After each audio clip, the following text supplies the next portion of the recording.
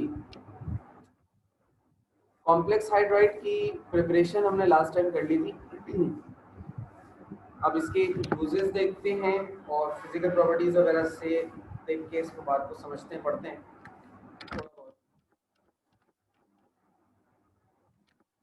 अच्छा, physical properties से अगर हम बात करें कॉम्प्लेक्स हाइड्राइड्स की,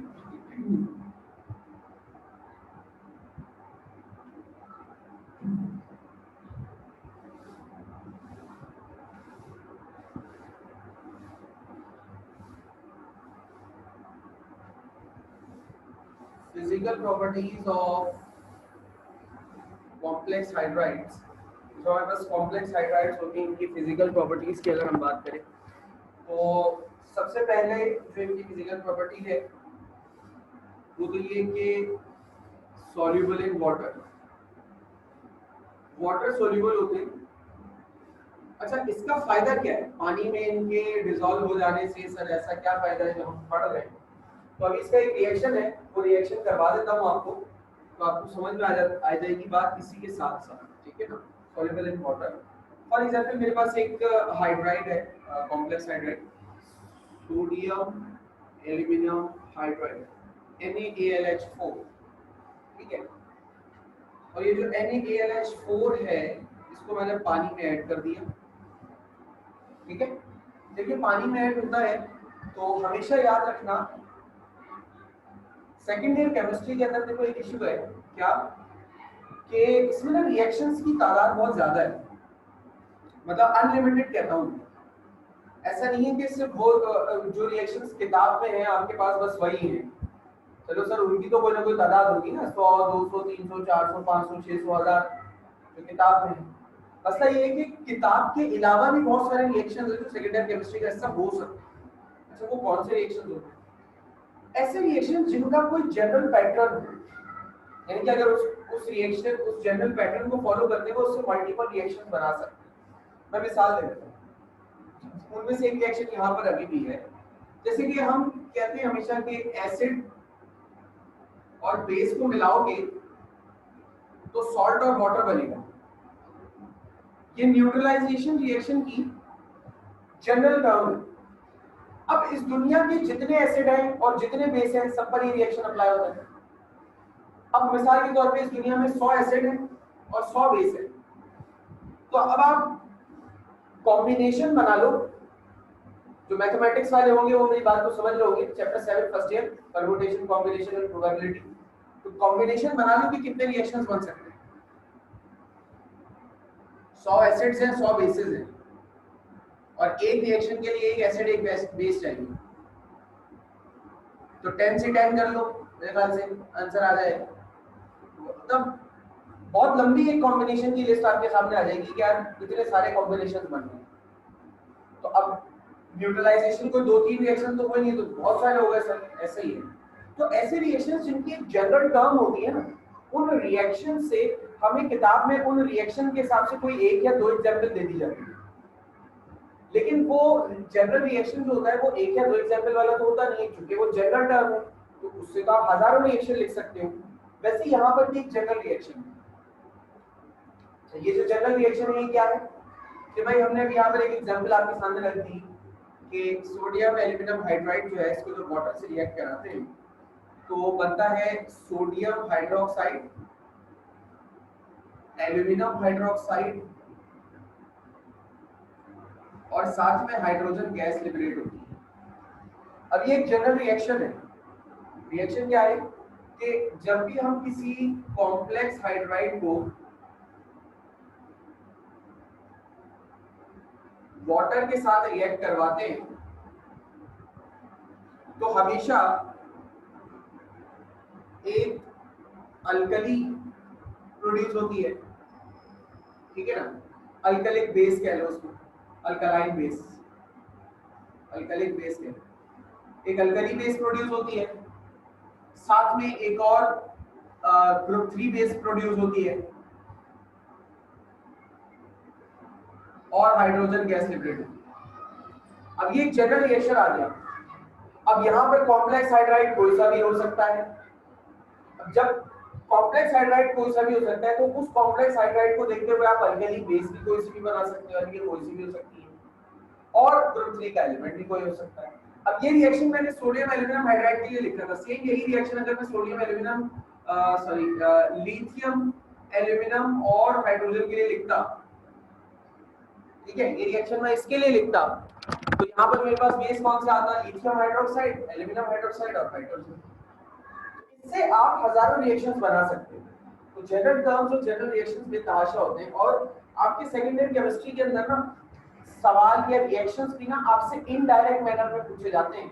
ऐसा नहीं है कि कोई आकर आपसे बोलेगा कि यार वो एक कॉम्प्लेक्स हाइड्राइड का रिएक्शन सर ने करवाया था वाटर के साथ, बताओ उसका क्या बनेगा, तो आप फौरन याद किया, आपने लिख दिया। वो इनडायरेक्ट वे में पूछेगा आपसे कि आप लिथियम एल्यूमिनियम हाइड्राइड को अगर वाटर से रिएक्शन कराएंगे तो क्या होगा। अब वहां पर आप सोचते रह जाएंगे कि ये रिएक्शन सारा आया कहां से, बुक में तो कहीं भी नहीं था ये, और सर ने भी नहीं पढ़ाया।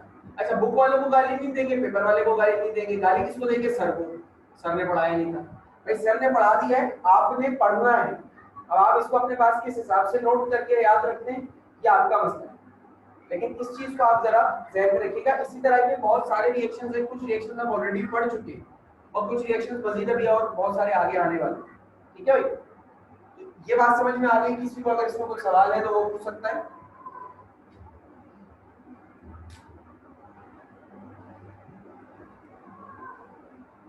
मेरा कोई सवाल है? ठीक, दे आर सॉलिड्स, सॉलिड होते हैं ये वाले हाइड्राइड्स। अच्छा, ये वाले हाइड्राइड्स जो होते हैं ये थर्मली स्टेबल होते हैं अप टू 300 डिग्री सेल्सियस, यानी अगर मैं इनको 300 डिग्री सेल्सियस तक हीट करता हूं तो इनको कुछ नहीं होगा, ये वैसी के वैसी अपनी जगह रहेंगे। 300 के बाद क्या होगा सर? भाई 300 के बाद कुछ भी हो सकता है, डिकम्पोजिशन हो सकती है, ज्यादातर चांसेस मतलब 99% चांसेस यही है कि डिकम्पोजिशन हो जाए। सर 1% में क्या होगा? 1% में बेटा कोई और रिएक्शन भी हो सकता है। अब वो रिएक्शन की नेचर क्या होगी वो मैं भी अंदाजा नहीं कर सकता। अब उसमें डिपेंड ये करता है कि आपने जब चीजों को मिक्सअप किया हुआ है तो आपने उन चीजों को मिक्सअप कैसे किया है, ये उस चीज पर डिपेंड करता है। अलबत्ता आप 300 डिग्री सेल्सियस तक ये जो हाइड्राइड्स होते हैं ये स्टेबल होते हैं, इनको किसी किस्म का ओजोन नहीं होता है, ठीक है। उसके अलावा व्हाइट कलर के होते हैं, इनका कलर कैसा होता है कोई पूछे तो फिर बताना है कि ये व्हाइट कलर के होते हैं और बहुत ही अच्छे रिड्यूसिंग एजेंट होते हैं, स्ट्रॉन्ग रिड्यूसिंग एजेंट। अच्छा, what does reducing agent means? पता नहीं कितनी बार बता चुका हूं, इसलिए पूछ रहा हूं, what does reducing agent means?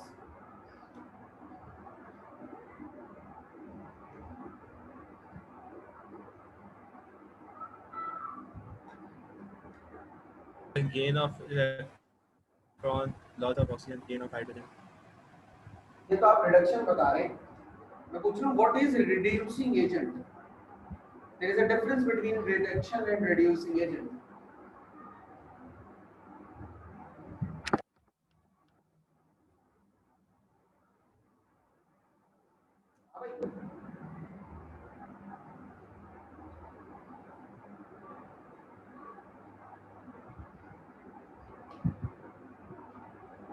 Reducing agents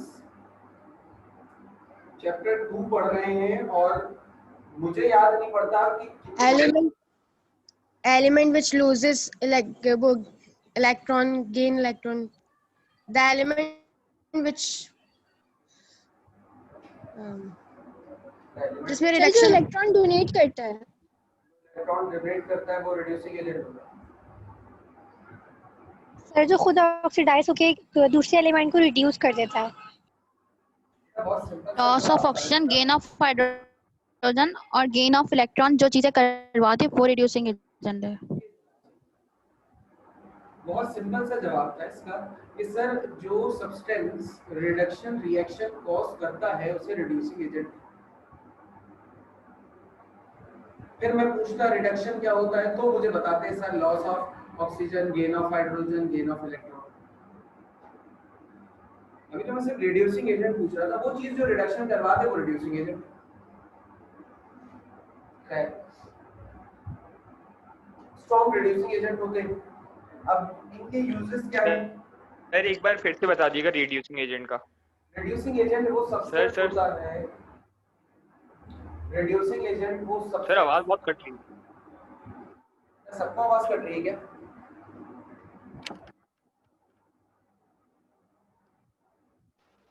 yes तो रिड्यूसिंग एजेंट क्या होता है, मैं ये बता रहा था। रिड्यूसिंग एजेंट्स आर दो substances which have the ability of reduction, यानी कि वो चीजें या वो सब्सटेंसेस जो रिडक्शन रिएक्शन करवाने की सलाहियत रखते हो या रिडक्शन रिएक्शन करवाते हो, उनको हम कहते हैं बेटा रिड्यूसिंग एजेंट। ठीक है, और रिडक्शन रिएक्शन क्या होता है वो भी मुझे बच्चों ने बारहा मुझे बताया कि रिडक्शन रिएक्शन क्या होता है। सो कोई सवाल या आगे चलूं? Sir no sir. इनकी यूजेस की बात करें तो जैसा भी आपने देखा, मैंने एक आखिरी पॉइंट लिखा है, तो सबसे ज्यादा इम्पोर्टेंट तो इसका यूज यही है कि ये वर्सेटाइल रिड्यूसिंग एजेंट है। सबसे इम्पोर्टेंट यूज यही है, और बहुत सारे ऑर्गेनिक और इनऑर्गेनिक रिएक्शंस में यूज होता है। Used in organic and inorganic reactions. Organic और इनऑर्गेनिक रिएक्शंस के अंदर इसका इस्तेमाल होता है एज रिड्यूसिंग एजेंट्स। और दूसरा जो हाइड्राइड्स होते हैं ना, मतलब हाइड्राइड्स जैसे कि अभी हमने देखा था ग्रुप 3 के कुछ hydrides of boron and aluminium and tin can be prepared.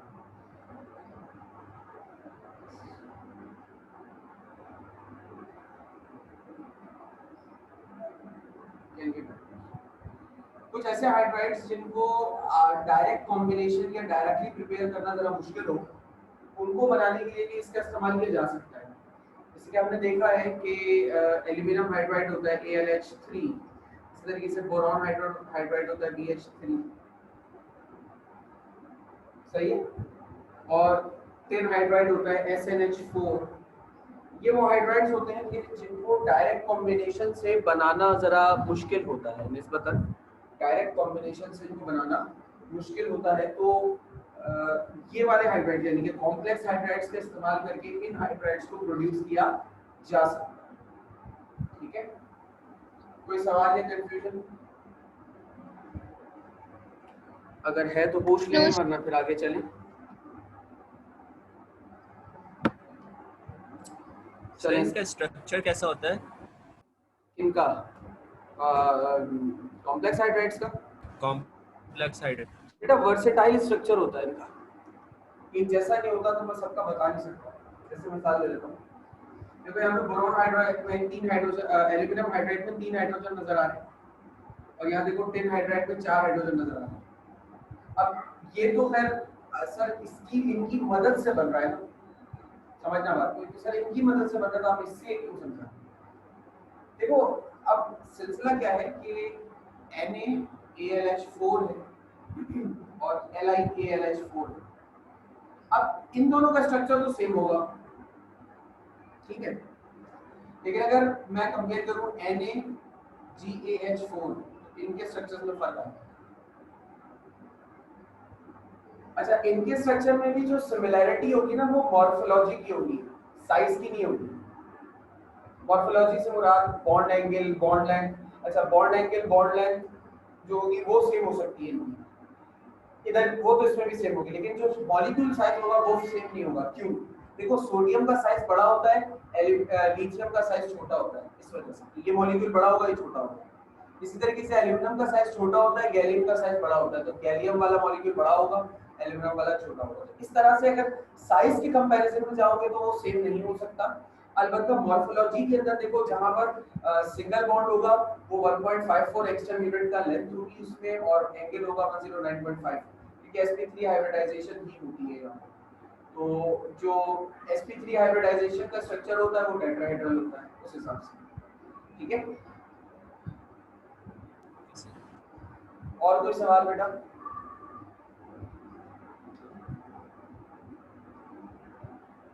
No sir. ठीक है, अच्छा स्क्रीनशॉट ले लें फिर।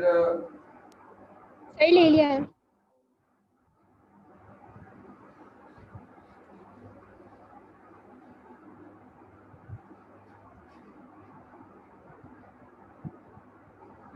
अच्छा फर्स्ट ईयर के चैप्टर 1 में तुम लोगों ने स्टैक्योमेट्री के न्यूमेरिकल्स किए थे, चॉइस पे छोड़ दिए थे?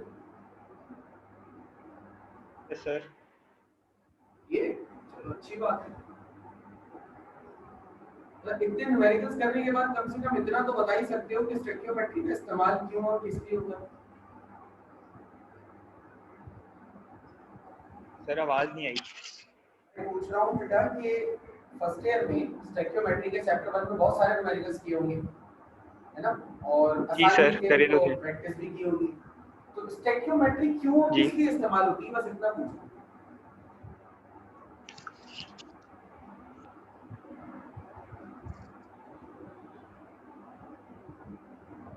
पता नहीं सर।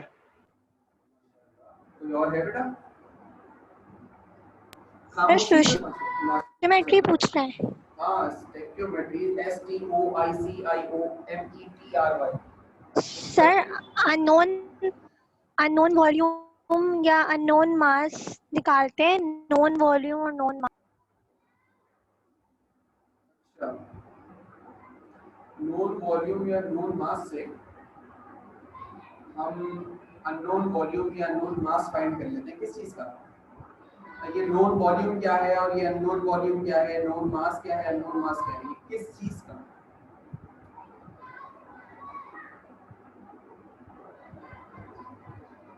सर गैस का।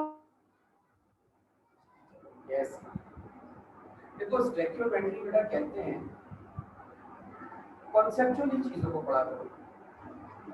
अलबत्ता ये वाला जो जवाब था अननोन और नोन वाला, ये जवाब कॉन्सेप्चुअल मामला के लिहाज से अगर देखा जाए कि कोई स्टूडेंट अगर कोई बात कॉन्सेप्चुअली स्टैक्योमेट्री को एक्सप्लेन करता है तो आपने बिल्कुल सही कही बेटा। Stoichiometry is the branch of chemistry in which we study chemical reactions on the basis of their masses or volume. क्या आपने मुझे बताया? तो calculation based on chemical reaction is called stoichiometry या chemical equation। कोई भी जो chemical reaction हो रहा होता है उसकी कोई chemical equation होती है और उस chemical equation के ऊपर जो भी calculation आप करते हो वो कैलकुलेशन मास की हो, वॉल्यूम की हो, सॉल्युबिलिटी प्रोडक्ट की हो, जो भी कैलकुलेशन उस इक्वेशन के ऊपर हो रही होती है, किसी भी चीज की कैलकुलेशन हो तो वो स्टैक्योमेट्री है। अब वो आप करंट मेजर कर रहे हो, वोल्टेज मेजर कर रहे हो, इलेक्ट्रोकेमिस्ट्री में घुस गए, इक्विलिब्रियम में आपके केएसपी के केसी मालूम करना शुरू हो गए, या चैप्टर 1 में जाकर आपने मास वॉल्यूम फाइंड करना शुरू कर दिया, तो जो भी काम कर रहे हो सब स्टैक्योमेट्री में आता है। इक्वेशन को सामने रख के जो कैलकुलेशन करते हो उसे कहते हैं स्टैक्योमेट्री, बस। ठीक है, तो hydrides of transition elements are called as metallic hydrides. अच्छा यहाँ पे मैंने लिख दिया accept group 1b and 2b, यानी कि ग्रुप 1b और 2b के जो एलिमेंट्स हैं ट्रांजिशन एलिमेंट्स में, याद रखना ट्रांजिशन एलिमेंट्स फैमिली बी को कहते हैं। ठीक है, फैमिली बी के एलिमेंट्स को ट्रांजिशन एलिमेंट्स कहा जाता है। तो ग्रुप 1b और 2b के अलावा जितने भी हाइड्राइड्स हैं ट्रांजिशन एलिमेंट के, उनको मेटालिक हाइड्राइड्स कहा जाता है। ठीक है, अच्छा अब अगर इनका एक नाम और है, इनको इंटरस्टिशियल। आपकी आवाज नहीं आई थी। क्या नहीं सुना बेटा? कहां से आवाज कटी है? जब आप 1b एंड 2b का बता रहे थे। मैं ये कह रहा हूँ कि ट्रांजिशन एलिमेंट्स होते हैं ना फैमिली बी, दो तरह के एलिमेंट्स होते हैं, फैमिली ए फैमिली बी। तो फैमिली बी वाले जो एलिमेंट्स हैं ना सारे डी ब्लॉक और एफ ब्लॉक के, वो सारे के सारे एलिमेंट्स जब कोई हाइड्राइड प्रोड्यूस करते हैं उस हाइड्राइड को हम मेटालिक हाइड्राइड कहते हैं। लेकिन उन सारे एलिमेंट्स में से हम मुस्तशना रखते हैं ग्रुप 1b और 2b को, यानी ग्रुप 1b और 2b मेटालिक हाइड्राइड्स में शामिल नहीं होते। इनके अलावा जितने भी ग्रुप हैं फैमिली बी के वो सब मेटालिक हाइड्राइड में शामिल होते हैं। अच्छा 1b और 2b क्यों शामिल नहीं होते? क्योंकि 1b और 2b को हम बॉर्डर लाइन हाइड्राइड में पढ़ेंगे 5वीं टाइम में, इसके बाद ठीक है, बॉर्डर लाइन हाइड्राइड में मैं आपको वो पढ़ाऊंगा। तो उस 1B और 2B को उसमें पढ़ते हैं। 1B और 2B के अलावा जितने भी ट्रांजिशन एलिमेंट के हाइड्राइड्स होते हैं वो सारे मेटालिक हाइड्राइड्स हैं। अच्छा, इनको एक नाम और दिया जाता है, क्लियर होगा बेटा, आवाज आ गई? जी सर।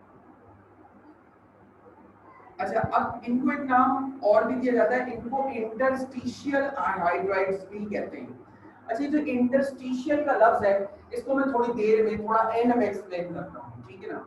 इनको इंटरस्टिशियल हाइड्राइड्स भी कहा जाता है। अब मैं आ रहा हूँ सीधे सीधे इनकी प्रॉपर्टीज पर, और साथ में इनकी कुछ एग्जांपल्स भी लिख देता हूँ, ताकि मैं लिख देता हूँ एग्जांपल्स अगर इनकी बात करें।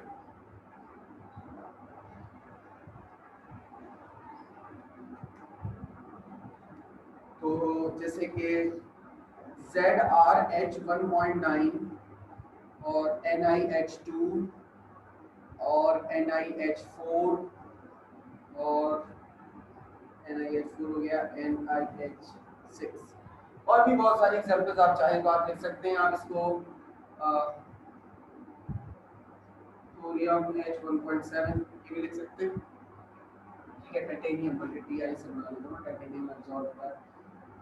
तो ये बहुत सारे एग्जांपल है। अच्छा, यहाँ पे थोड़ा सा हैरान आप जो हो रहे होंगे, आपको परेशानी हो रही होगी, वो आपको ये हो रही होगी कि कभी भी किसी भी कंपाउंड में आपने ये जो एलिमेंट्स के नीचे जो फॉर्मूला होता है ना, जैसे यहाँ जो नंबर्स लिखे होते हैं, ये नंबर्स आपने आज तक मेरे हिसाब से कभी भी डेसिमल में नहीं देखे होंगे। आज डेसिमल नजर आ रहा है 1.9 1.7, ये बड़ी अजीब सी बात है। आज तक तो कभी नहीं देखे होंगे, क्या कभी देखे थे आपने इससे पहले? No sir. पहली बार देख रहे हैं, ये तो बड़ी अजीब सी कोई नई सी चीज आपने ना सीखी है सर। तो ये जो नई सी चीज है बेटा, ये भी समझाते हैं आपको, कोई टेंशन वाली बात नहीं है। अब आए थे जरा प्रॉपर्टीज के ऊपर। तो पहली बात, दे डू नॉट शो स्टैक्योमेट्री। स्टैक्योमेट्री इसलिए पूछ रहा था क्योंकि यहाँ पे स्टैक्योमेट्री का जिक्र था। दे डू नॉट शो स्टैक्योमेट्री, ठीक है। अच्छा, अब यहाँ पे मैं ये एग्जांपल भी समझाता हूँ, ये भी बताता हूँ, इंटरस्टिशियल भी बताता हूँ। ये स्टैक्योमेट्री क्यों शो नहीं करते हैं? ये स्टैक्योमेट्री बेटा इसलिए शो नहीं कर सकते, पहले ये बनते कैसे समझो। देखो, मेटालिक हाइड्राइड्स जितने भी ट्रांजिशन एलिमेंट हैं सिवाय मरकरी को हटा के सारे के सारे सॉलिड स्टेट में मेटल होते हैं, ठीक है, सॉलिड मेटल्स हैं। अच्छा, हाइड्रोजन का एटॉमिक साइज जो होता है वो इन मेटल्स के मुकाबले में बहुत छोटा होता है। तो जब हम इन मेटल्स के रिएक्शन हाइड्रोजन से करवाने की कोशिश करते हैं तो हाइड्रोजन जो है ना वो साइज छोटा होने की वजह से क्या होता है, जैसे कि एक मेटल है कोई भी, और उस मेटल का टुकड़ा है और उसके अंदर उसके ये एटम्स हैं, ठीक है। जब मैं इस मेटल का रिएक्शन हाइड्रोजन से कराने की कोशिश करूंगा तो अब आप ये देख रहे हो कि मेटल के अंदर के जो एटम्स हैं वो टाइटली पैक है एक दूसरे से।